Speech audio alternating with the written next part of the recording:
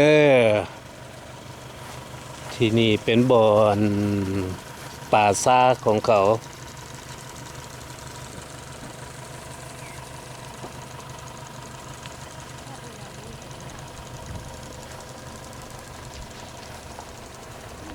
นี่แมนมืดละ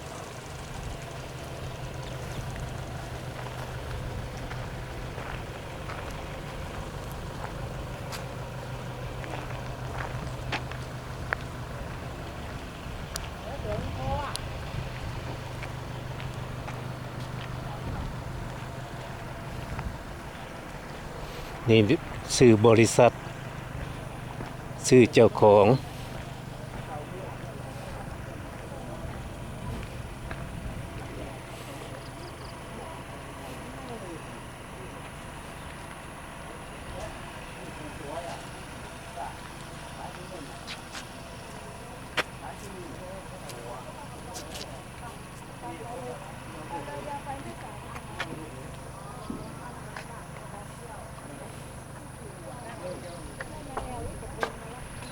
นี่แหละพี่น้องอันนั้นแม่นถ้ำนางนอนแถวนั้น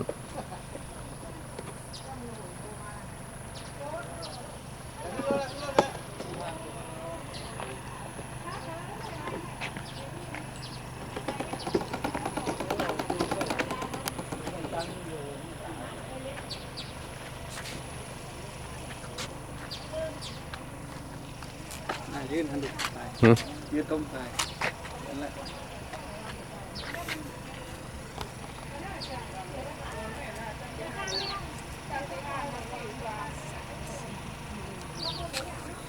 อ๋อใช่นะ